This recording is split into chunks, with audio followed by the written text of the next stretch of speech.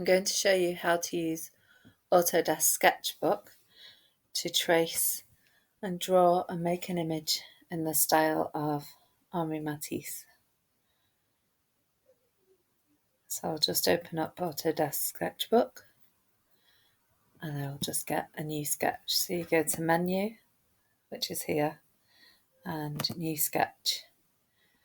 Just choose the top one. I'll just save my current sketch. Whatever you were last working on will be saved there. If you don't want what you were last working on, then you just say discard.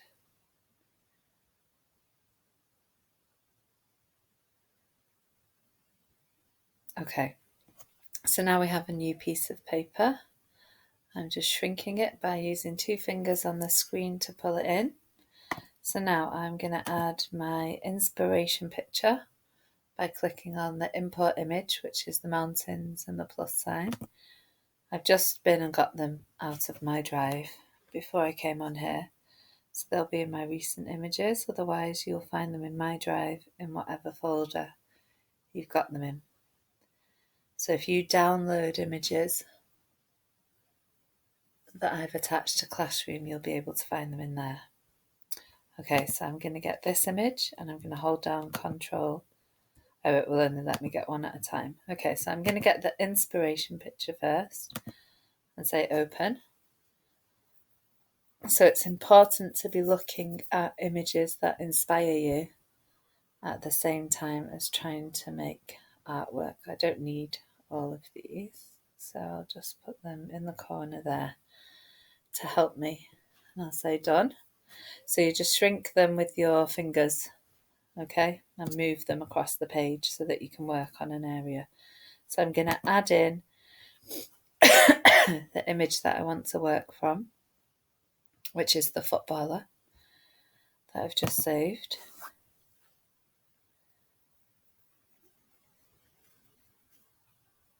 So remember, if you're in a Google Slides, you just right click and say save to keep. So I'm just going to highlight that image and open it. He's very big, so I'm just going to shrink him a little bit and say done. So I'll just show you how to save an image from the Google Slides. So if you highlight an image, right click on it, the bottom choice is save to keep. It goes over here and then you can say right click,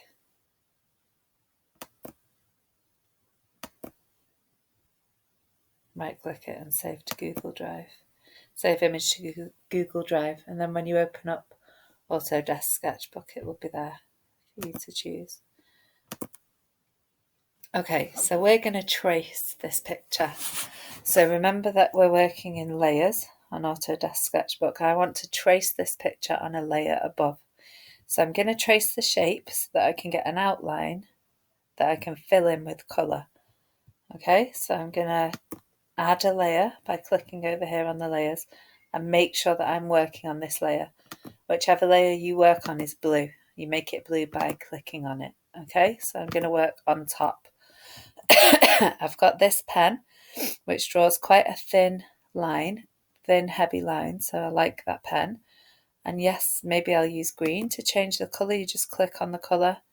I quite like the idea of using the green, so I'm going to keep it as the green, but to move and change you just click elsewhere. So I am actually going to do it in that green.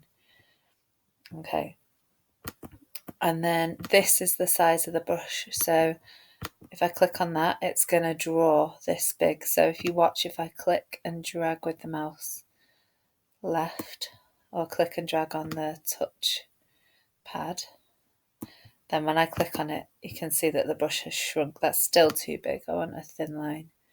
So I'm going to go for about a 6. Let's have a look what size that is. If you click on the brush as well, you'll be able to see the line. And actually, if you do this, you can sort of see it shrink. So actually, that's probably better. Okay, so I'm now going to draw. You can draw using your touchpad, or you can draw with your stylus if you've got a touch screen. So you can undo things that you don't like, and you can also zoom in a little bit by pinching with 2 fingers at any point. So I'm going to draw as close as I can around the edge of this footballer. So I want to get almost like a silhouette shape of this man in action.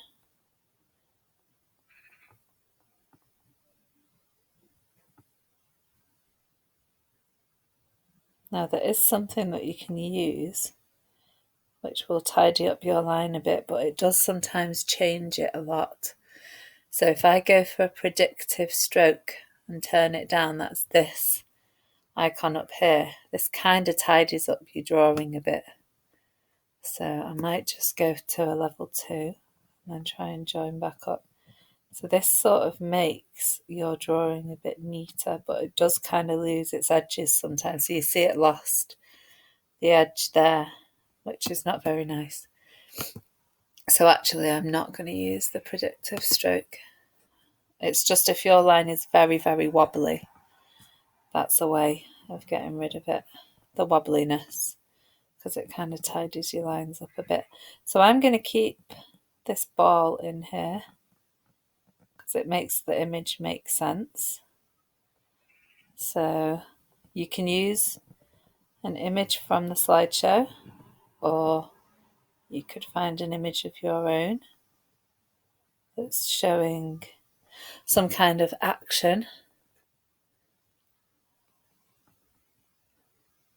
Okay, so I've traced around him. So now you'll see on this side over here, I've got a shape of a person. So if I use this, it's called the selection tool. If I click on here and go to the magic wand, if that's not highlighted, make that highlighted. So you could be on it, whichever one is blue is the one it's going to work on. So I'm on the magic wand and I'm on add to. So each time I click, it's going to add to the selection. So actually, I think I'm just going to be able to click once inside this space and it will all get selected. So it's all selected and everything inside here is what I can work on. So now I'm going to get a fill bucket and go to solid fill. And I should be able to click in here and fill it with the green. Okay, and then I should be able to deselect. Hopefully there's not an edge. There is an edge. Okay, so I'm going to try and fill inside here. So I've just clicked on the black line. Okay, so now I'm going to select the green. So I'll go back to the selection and I'll select the whole shape. Then I'm going to go to this, which is select the inverse. So this is going to select the background, which I'm going to get rid of. Or actually, I don't actually need to, do I? Let's not do that.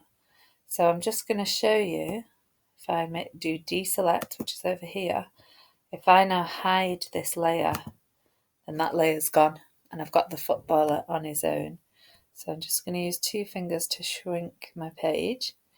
And I'm going to add a layer underneath this layer to put some shapes in, like this here. So if I go to this layer here and click the plus, then I get a layer underneath. I might add a few layers. So I'm going to add some shapes. So you can draw regular rectangles using this tool with the selection. So I'm now on this layer, so I could add a rectangle here. And then I could use the fill bucket to fill with a very vivid red because it contrasts green. So if I just click in there, I've filled it with red. So if I go to select, deselect, I could also draw another thin red rectangle here.